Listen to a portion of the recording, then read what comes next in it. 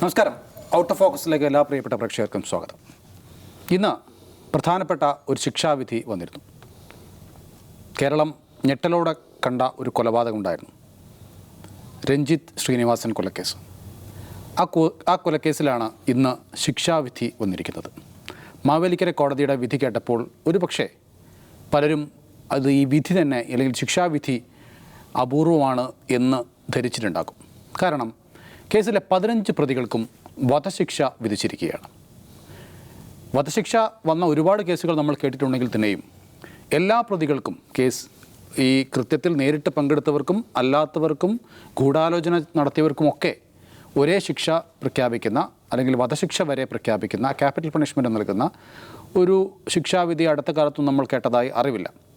പക്ഷേ ആ കൊലപാതകം അപൂർവങ്ങളിൽ അപൂർവമാണ് എന്ന് കോടതി വിധിച്ചിരിക്കുന്നു, കോടതി കണ്ടെത്തിയിരിക്കുന്നു. കൃത്യത്തിൽ പങ്കെടുത്തവരും അല്ലാത്തവർക്കും കൊലക്കുറ്റം ചുമത്തണമെന്നുള്ള പ്രോസിക്യൂഷൻ്റെ വാദം കോടതി അംഗീകരിച്ചിരിക്കുന്നു.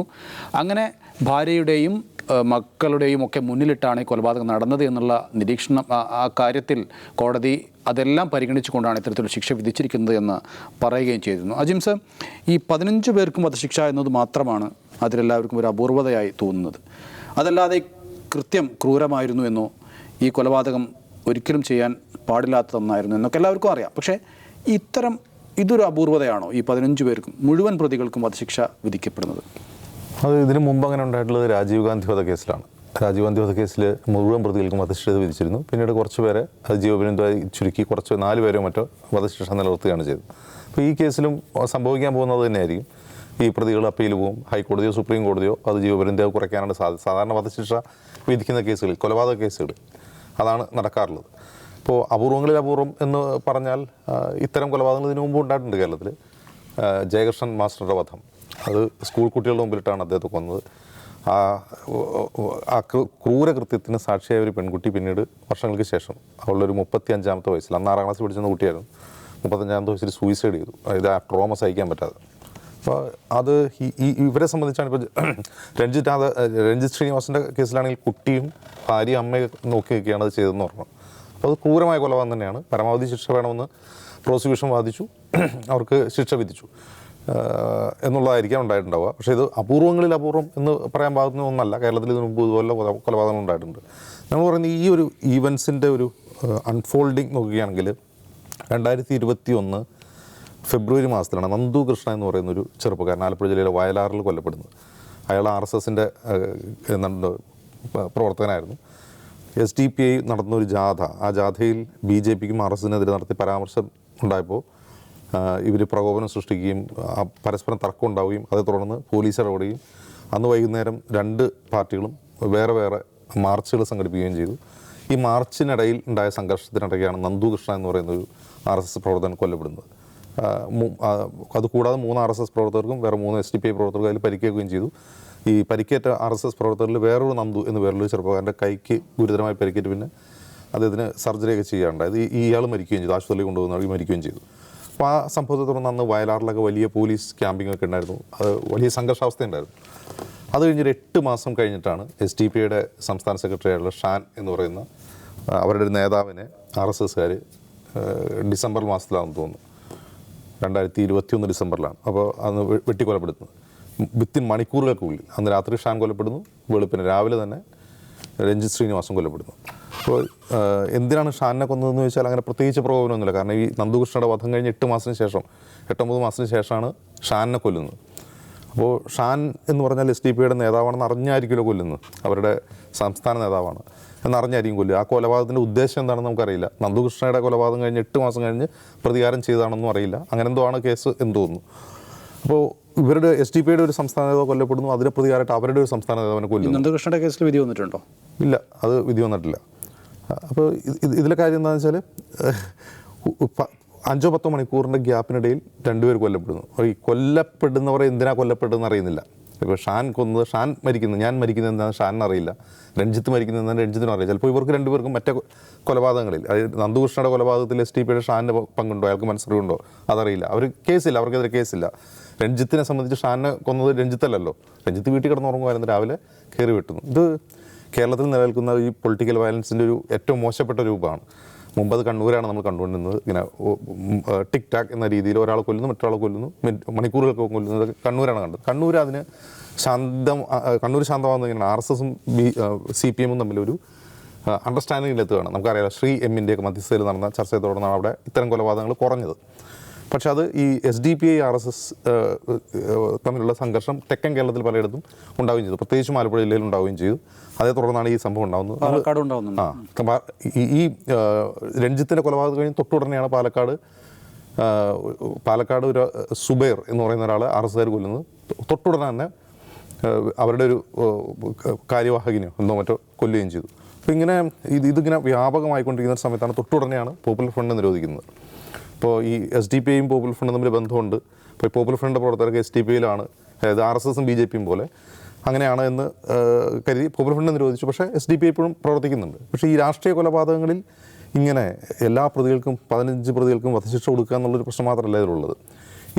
ഇന്നത്തെ ശിക്ഷാവിധി വേറൊരു തരത്തിലുള്ള ഹെയ്റ്റ് ക്യാമ്പയിന് കാരണമാകും. അതിൻ്റെ ഒരു കാരണം ആദ്യം നടന്ന കൊലപാതകം ഷാൻ്റെയാണ്. അപ്പോൾ ഷാൻ്റെ കൊലപാതകത്തിൽ കുറ്റപത്രം സമർപ്പിച്ചിട്ടുണ്ട്. കുറ്റപത്രം സമർപ്പിച്ച് വിചാരണ തുടങ്ങിയിട്ടില്ല. വിചാരണ അടുത്ത മാസമാണ് തുടങ്ങുക.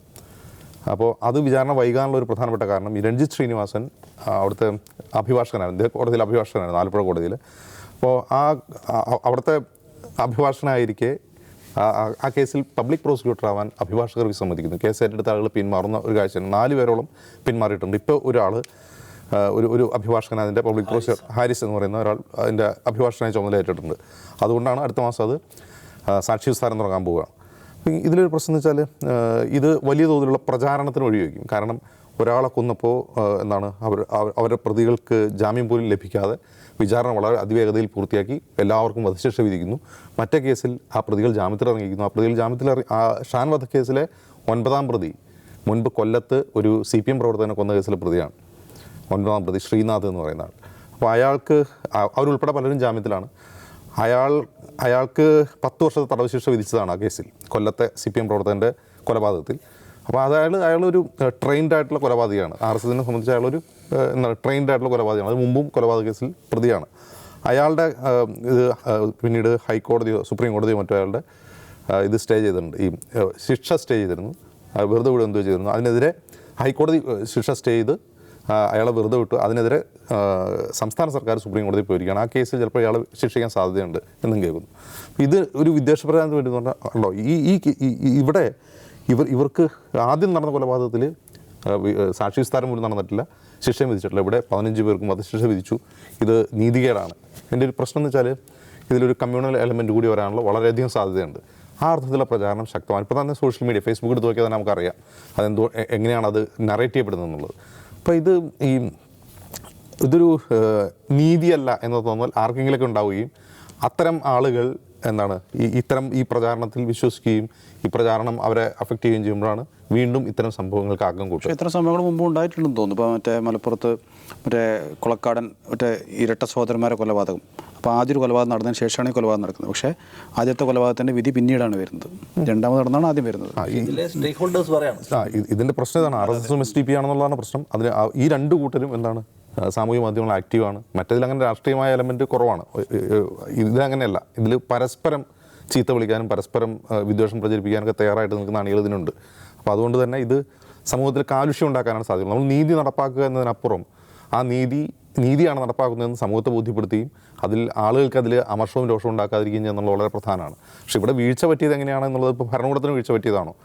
സർക്കാർ എന്ത് ചെയ്തു? ഈ കേസ് മാത്രം വളരെ പെട്ടെന്ന് ട്രയലൊക്കെ നടത്തി ശിക്ഷ വിധിക്കാൻ വേണ്ടി സർക്കാർ അങ്ങനെയൊന്നും നമുക്ക് പറയാൻ കഴിയില്ല. എനിക്ക് തോന്നുന്ന പ്രധാനപ്പെട്ട പ്രശ്നം ഇതാണ്. ഒന്ന്, പ്രോസിക്യൂട്ടർമാർ ഈ കേസ് എടുക്കാൻ തയ്യാറായില്ല എന്നുള്ളതാണ്. അതുകൊണ്ടാണ് അത് വൈകാനുള്ള കാരണം എന്നാണ് എനിക്ക് തോന്നുന്നത്. പക്ഷേ കുറേ കൂടി ഒരു ജാഗ്രത ഈ നീതിന്യായ സംവിധാനത്തിൻ്റെ ഭാഗത്തു നിന്നുണ്ടാവണം ഇത്തരം കാര്യങ്ങളെന്നാണ് എനിക്ക് തോന്നുന്നത്. പക്ഷേ ഇത്തരം കാര്യങ്ങളിൽ ശിക്ഷ വിധിക്കണം. ആ ശിക്ഷ ഇനപ്രോപ്രിയേറ്റോ അല്ലെങ്കിൽ എക്സസീവോ ആവാതിരിക്കാനുള്ള ഒരു കരുതൽ കൂടി ഈ നീതിന്യായ സംവിധാനങ്ങളുടെ അടുത്ത് വേണം. അതല്ലെങ്കിൽ സമൂഹത്തിൽ വീണ്ടും കുഴപ്പങ്ങളുണ്ടാവും. ഈ വിധിക്ക് അങ്ങനെ പ്രശ്നമുണ്ടോ? വിധിക്ക് അങ്ങനെ പ്രശ്നമുണ്ടോ ചോദിച്ചാൽ അങ്ങനെ പലതരത്തിലുള്ള അഭിപ്രായങ്ങൾ ഈ വിധിയെക്കുറിച്ച് സാധ്യമാണ്. കാരണം നേരത്തെ അജിംസ് പറഞ്ഞ പോലെ രാഷ്ട്രീയ കൊലപാതകങ്ങൾക്ക് ഇത്രയും പരമാവധി ശിക്ഷയിലേക്ക് പോകുന്ന ഒരു ശീലം നമ്മൾ കണ്ടിട്ടില്ല. അങ്ങനെ പരമാവധി ശിക്ഷയിലേക്ക് പോയിട്ടുള്ള രാഷ്ട്രീയ കൊലപാതക കേസുകളുമുണ്ട്. പക്ഷേ ഇതിൽ തന്നെ ക്രൈം സീനിൽ വന്നിട്ടില്ലാത്ത കൊലപാതക ക്രിയയുമായി നേരിട്ട് ബന്ധമില്ലാത്ത ആളുകൾ കൂടി വധശിക്ഷയ്ക്ക് ഇരയാക്കപ്പെടണമെന്ന് കോടതി പറയുന്നതിനകത്ത് ചില അസാധാരണത്വം ആളുകൾ കാണുന്നുണ്ട്. അത് നിയമപരമായ പരിശോധന വേണ്ട ഒന്നാണ്. ഇത് ക്ലിയർ കേസ് ഓഫ് രാഷ്ട്രീയ കൊലപാതകമാണ്. കാരണം 2 കുറ്റപത്രത്തിലും ഇത് രാഷ്ട്രീയ വൈരാഗ്യത്തിന്മേൽ നടത്തുന്ന കൊലപാതകമാണ് എന്ന് കൃത്യമായി പോലീസ് എഴുതി വെച്ചിട്ടുണ്ട്. കോടതി പറയുന്നത് ഈ പറയുന്ന 3-4 പ്രതികൾ കൃത്യം നടക്കുന്ന സമയത്ത് ആ വീടിന് കാവൽ നിൽക്കുകയായിരുന്നു. ഈ രഞ്ജിത്ത് ശ്രീനിവാസൻ രക്ഷപ്പെടാതിരിക്കാൻ വേണ്ടിയുള്ള കരുതലായിരുന്നു അത്. കൊലപാതകത്തിന് രാഷ്ട്രീയ കൊലപാതകങ്ങളുടെ പൊതുരീതി അങ്ങനെയാണ്. ഒന്നുകിലൊരു ബസ്സിന് ബോംബെറിഞ്ഞ ആളുകളെ, ഒരാളെ കൊല്ലാൻ വേണ്ടി ബസ്സിന് ബോംബെറിഞ്ഞ് ഭീതിഅന്തരീക്ഷം സൃഷ്ടിക്കുക. ഇപ്പോൾ ഈ SDPIയുടെ PFIയുടെ നേതാവിനെ കൊല്ലുന്ന അയാൾ രാത്രി പോകുന്ന വഴിക്ക് ഫോളോ ചെയ്ത് വണ്ടി ഇടിച്ച് വീഴ്ത്തിയ ശേഷം 40 വെട്ട് വെട്ടിയോ മറ്റോടെ കൊല്ലുന്നത്. ഞാൻ പറഞ്ഞത് രാഷ്ട്രീയ കൊലപാതകങ്ങളുടെ പേരിൽ ഇത്തരം പരമാവധി ശിക്ഷയിലേക്ക് പോകുന്ന അപൂർവങ്ങളിൽ അപൂർവമാണ്. അപ്പോൾ അങ്ങനെ ഒരു വിധി വന്നത് എന്താണെന്ന് പലതരത്തിലുള്ള അഭിപ്രായങ്ങൾ ഇതിനെക്കുറിച്ച് അല്ലെങ്കിൽ വിശകലനം ഇതിനെക്കുറിച്ച് സാധ്യമാണ്. കാരണം നേരിട്ട് പങ്കാളികളില്ലാത്ത ആളുകൾ കൂടി ഇതിൽ വധശിക്ഷയ്ക്ക് ഇരകളാക്കപ്പെടുകയാണ്. സോ അതിനെയും നിയമപരമായ മേൽപരിശോധനകൾ ഉണ്ടാവുമല്ലോ. അപ്പോൾ നേരത്തെ നമ്മൾ പറഞ്ഞ പോലെ ഇത് പറയുമ്പം ടെക്നിക്കലി ഇത് രണ്ടും 2 കേസാണ്. രഞ്ജിത്ത് ശ്രീനിവാസൻ്റെ കേസും ഷാനിൻ്റെ കേസും 2 കേസാണ്.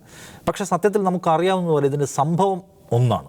എന്ന് വെച്ചാൽ ഷാൻ എന്ന് പറയുന്ന ഒരു PFI SDPI നേതാവിനെ ഒരു സംഘം ആളുകൾ കൊല്ലുന്നു. അതിൻ്റെ റിട്ടാലിയേഷനായിട്ട് പിറ്റേ ദിവസം മണിക്കൂറുകൾക്കകം രഞ്ജിത്ത് ശ്രീനിവാസ് എന്ന് പറയുന്ന RSS നേതാവിനെ അവരുടെ ആളുകൾ പോയി കൊല്ലുന്നു. അപ്പോൾ ആ നിലയ്ക്ക് പരിശോധിക്കുമ്പോൾ ഇതൊരു ഒറ്റ കേസാണ്, ഒറ്റ സംഭവമാണ്. കേസുകൾ FIR, പോലീസ് അന്വേഷണം എന്ന ടെക്നിക്കലാലിറ്റി വെച്ച് നോക്കുമ്പോൾ 2ആണ്. അതിൽ പക്ഷേ വളരെ പെട്ടെന്ന് വിചാരണ പൂർത്തിയാവുകയും പ്രതികൾക്ക് വളരെ ഹീനമായ കൊലപാതകമാണ് രഞ്ജിത്തിൻ്റെ കാര്യത്തിൽ ഉണ്ടായിരുന്നത്, തർക്കമില്ല. അയാളുടെ വീട്ടിൽ രാവിലെ അതിക്രമിച്ച് കയറുക, അപ്രതീക്ഷിതമായിട്ട് അയാളുടെ ബന്ധുക്കളുടെ മുന്നിൽ വെച്ച് കൊല്ലുക. അപ്പോൾ അതിനെതിരെ നമ്മുടെ സിസ്റ്റം ശരിയായി പ്രവർത്തിക്കുകയും വളരെ വേഗത്തിൽ ശിക്ഷയിലേക്ക് പോവുകയും ശിക്ഷ വിധിക്കുകയൊക്കെ ചെയ്യുന്നു. അപ്പോൾ ശിക്ഷ എന്ന് പറയുന്ന സംവിധാനം എന്താണ്? അതൊരു ഒരു മെസ്സേജാണ്, ടോട്ടൽ സൊസൈറ്റിക്കുള്ള മെസ്സേജാണ്. എന്ന് വെച്ചാൽ ഏത് ഹീനമായ അക്രമത്തെയും നീതിന്യായ സംവിധാനം ശരിയാവണ്ണം പരിശോധിക്കുകയും വളരെ കൃത്യമായ ശിക്ഷ ഉറപ്പാക്കുകയും ചെയ്യുന്നു. ഇത്തരം കെടുതികൾ ഇനി ആവർത്തിക്കാൻ പാടില്ല, ഇത്തരം കുറ്റകൃത്യങ്ങൾ ആവർത്തിക്കാൻ പാടില്ല എന്നുള്ള വളരെ കൃത്യമായിട്ടുള്ള മെസ്സേജ് കൊടുക്കുകയാണ്. പക്ഷേ ഈ സംഭവത്തിനകത്ത് ആ മെസ്സേജ് പൂർണ്ണാർത്ഥത്തിൽ വന്നു കഴിഞ്ഞിട്ടുണ്ടോ എന്നുള്ള ക്വസ്റ്റ്യനാണ് അവിടെ നിൽക്കുന്ന ഒന്ന്. കാരണം മറ്റേ കേസാണ് ആദ്യം സംഭവിച്ച ഒന്ന്. അതിനകത്ത് ഈ 2 കുറ്റപത്രവും പോലീസ് ഒരേ ദിവസമാണ് കൊടുക്കുന്നത്. പിറ്റേ ദിവസം അന്വേഷണം ആരംഭിക്കുകയും ഒറ്റ ദിവസം 2 വർഷം മുമ്പ് ഒറ്റ ദിവസമാണ് ഇതിൻ്റെ ആദ്യഘട്ട കുറ്റപത്രം സമർപ്പിക്കുന്നത്. അത്രയും വേഗതയിൽ 2ഉം പൂർത്തിയാക്കിയതാണ്. പക്ഷേ ഇതിൻ്റെ കോടതി വ്യവഹാര നടപടികൾ ഒരു കോടതിയാണോ ഇത്? അല്ല, രണ്ട് കോടതിയിലാണ്. 2 കോടതിയിലാണ് കൊടുക്കുന്നത്. പക്ഷേ ഒരു ദിവസമാണ് ആദ്യഘട്ട കുറ്റപത്രം സമർപ്പിക്കുന്നത്. അതെന്ന് വെച്ചാൽ പോലീസിൻ്റെ ഭാഗത്തുനിന്നുള്ള ആ സംഗതികളൊക്കെ അതേ വേഗതയിൽ പോയിട്ടുണ്ട്. പക്ഷേ ഫൈനലി ശിക്ഷ പ്രഖ്യാപിക്കുമ്പോൾ മറ്റേ കേസിൽ വിചാരണ പോലും തുടങ്ങിയിട്ടില്ല. നമ്മൾ ഈ RSSനെ SDPI ഒക്കെ മാറ്റി നിർത്തിയാലും ഈ 2 കുടുംബങ്ങളുണ്ടല്ലോ, ഈ 2 കുടുംബങ്ങളും ഞങ്ങളുടെ മക്കൾക്ക് നീതി കിട്ടണമെന്ന് ആഗ്രഹിച്ചു വരുന്ന, അത് ആവശ്യപ്പെടുന്ന ആൾക്കാരാണ്. ഇപ്പോൾ മറ്റേ ഈ ഷാൻ എന്ന് പറയുന്ന ആദ്യം കൊല്ലപ്പെട്ട അയാളുടെ പിതാവുണ്ട്. അയാൾ പറയുന്നത് എനിക്കൊരു രാഷ്ട്രീയമില്ല, എൻ്റെ കയ്യിൽ പണമില്ല, സ്വാധീനമില്ല, സമരം ചെയ്യാനുള്ള ശേഷിയില്ല, എൻ്റെ കുഞ്ഞുമക്കളെ അടക്കി പിടിച്ച് ഞാൻ അവർക്ക് ചിലവ് കൊടുത്ത് ബുദ്ധിമുട്ട് ജീവിക്കുകയാണ്. പക്ഷേ അവർക്ക് എൻ്റെ മകനെ എന്നെ കൊന്ന ആളുകൾ ശിക്ഷിക്കപ്പെടണം, അതിങ്ങനെ എഴുതി നീങ്ങാൻ പാടില്ല എന്ന് അയാൾ പറയുന്നുണ്ടല്ലോ. ആ മനുഷ്യനോട് സ്റ്റേറ്റിനൊരു ഉത്തരവാദിത്വമുണ്ട്. അത് ഞാൻ RSS SDPIയെ കുറിച്ചല്ല. എൻ്റെ മകൻ കൊല്ലപ്പെട്ട കേസിലെ പ്രതികൾ ഇപ്പോഴും ഇങ്ങനെ വിരാജിക്കുകയാണോ, അവർക്ക് ശിക്ഷ ഉറപ്പാക്കാൻ കഴിയുന്നില്ല എന്നുള്ള ചോദ്യത്തിന് ആൻസർ പറയേണ്ടത് സ്റ്റേറ്റാണ്, അല്ലെങ്കിൽ നമ്മുടെ നീതിന്യായ സംവിധാനമാണ്.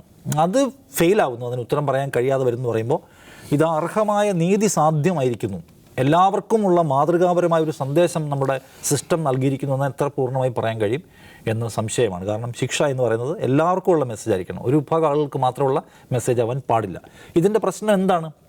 നേരത്തെ പറഞ്ഞ പോലെ ഇപ്പോൾ തന്നെ നമ്മൾ സോഷ്യൽ മീഡിയ നോക്കിക്കഴിഞ്ഞാൽ അനീതിയാണ് ഈ നടന്നിരിക്കുന്നത് എന്ന് ഒരു വിഭാഗം ആളുകൾ എഴുതാൻ തുടങ്ങിയിരിക്കുന്നു. അപ്പോൾ അവരുടെ ചോദ്യം എന്തുകൊണ്ട് പ്രോസിക്യൂട്ടർ സമയബന്ധിതമായി വന്നില്ല, എന്തുകൊണ്ട് ഇതിനകത്ത് നടപടികളുണ്ടായില്ല, ശിക്ഷാവിധി വന്നില്ല. ഇതിനകത്ത് നേരത്തെ പറഞ്ഞ പോലെ കമ്മ്യൂണലായിട്ടുള്ള ഒരു എലമെൻറ്റ് നിശ്ചയമായി ഇതിനകത്തുണ്ട്. അത് വർക്ക് ചെയ്യുന്നത് അപകടകരമാണ്. അത് മനസ്സിലാക്കാനുള്ള ഒരു ഉത്തരവാദിത്വം, കവിഞ്ഞ ഉത്തരവാദിത്വം സർക്കാരിന് കൂടിയുണ്ട്. കാരണം ഇത് ഉണ്ടാക്കാൻ പോകുന്ന ഒന്ന് ഈ പറയുന്ന അതൃപ്തി ഉണ്ടല്ലോ, പുകയുന്ന അതൃപ്തി, പിന്നെ ഒരുതരം രോഷക്കാറ്റാവുക, പിന്നെ അത് എങ്ങനെയാണത് വർക്ക് ചെയ്യുക നമുക്ക് പറയാൻ പറ്റില്ല. അത് എന്ത് സ്വഭാവത്തിലാണ് അത് വികസിച്ച് വരിക, അതെങ്ങനെയാണ് പ്രവർത്തിക്കുക, എവിടെയാണ് പോയി അണയുക എന്നൊന്നും പറയാൻ പറ്റില്ല. സോ അതുകൊണ്ട് ഇതിന് വലിയ തോതിലുള്ള അതൃപ്തിയുടെ, നീരസത്തിൻ്റെ, നിരാശയുടെ ഒക്കെ സാധ്യതകളുണ്ട്. അതിനെ പരിഹരിക്കാനുള്ള ബാധ്യത ഇതിനകത്ത് നിറവേറ്റപ്പെട്ടിട്ടുള്ള പൂർണ്ണമായി എന്നുള്ള പ്രശ്നമുണ്ട്. വേറൊരു കാര്യം ശ്രദ്ധിച്ചു, ഈ രഞ്ജിത്തിൻ്റെയും ഷാൻ്റെയും കൊലപാതകം നടന്ന ദിവസം ഞാൻ ശ്രദ്ധിച്ചൊരു കാര്യം, ഇവർ 2 മുഖച്ഛായ ശ്രദ്ധിച്ചിട്ടുണ്ടോ? ശരിക്കും ജ്യേഷ്ഠനും അനിയനാണെന്ന് തോന്നുന്നു. 2 പേർക്കും ഒരേ മുഖച്ഛായാണ്, ചിരിക്കുന്ന പടമാണ് 2. അതെ, എനിക്ക് ഭയങ്കര ഒരു സാമ്യം തോന്നി 2 പേരുടെ മുഖം തമ്മിൽ. അപ്പോൾ എനിക്കത് കണ്ടപ്പോൾ ഭയങ്കര വിഷമം തോന്നി. എൻ്റെ ഒരു കാര്യം എന്ന് വെച്ചാൽ ഈ കേരളത്തിലെ രാഷ്ട്രീയ കൊലപാതകങ്ങൾ മരിച്ചു വീഴുന്നത് ആരാണ്? അവരുടെ ക്ലാസ് ഏതാണ്, അവരുടെ കാസ്റ്റ് ഏതാണ് എന്ന് നമ്മൾ അന്വേഷിക്കുമ്പോൾ ഇതെല്ലാം പിന്നാക്ക വിഭാഗങ്ങളാണ് ഈ മരിച്ചു വീഴുന്നത് മുഴുവൻ. അതിപ്പോൾ ആര് മരിച്ചാലും, SDPI മരിച്ചാലും RSS മരിച്ചാലും CPM മരിച്ചാലും ഞാൻ അതിൽ കാണുന്നൊരു സാമ്യം അതാണ്. ഭയങ്കര സങ്കടകരമായ കാര്യം. യെസ്, പക്ഷേ ഇതിനകത്തൊരു കാര്യമുള്ളത്, ഇത് ഇപ്പോൾ ഈ അപ്പുറത്തുള്ള സംഘടന, ഐ തിങ്ക് അതിൻ്റെ ഒരു അത് ഓൾറെഡി ബാൻ ചെയ്യപ്പെട്ട സംഘടന. അപ്പോൾ അതിന്മേൽ ഇനിയിപ്പോൾ വേറെ സംസ്ഥാനത്തിൻ്റെ സാധ്യതകളൊന്നും ഉണ്ടാവില്ല എന്നൊരു സാധനം കൂടെ ഉണ്ട്.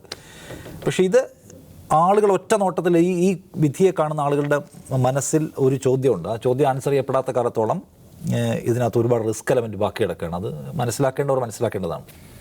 എന്നാലും ഈ കുറ്റകൃത്യം അപൂർവങ്ങളിൽ അപൂർവമാണ് എന്ന് കോടതി വിധി എഴുതി. പക്ഷേ ഈ വിധിയും അപൂർവങ്ങളിൽ അപൂർവമാണോ എന്നുള്ളൊരു ആശങ്ക അല്ലെങ്കിൽ ഒരു സംശയമാണ് ജനങ്ങളുടെ ഭാഗത്തുണ്ട്.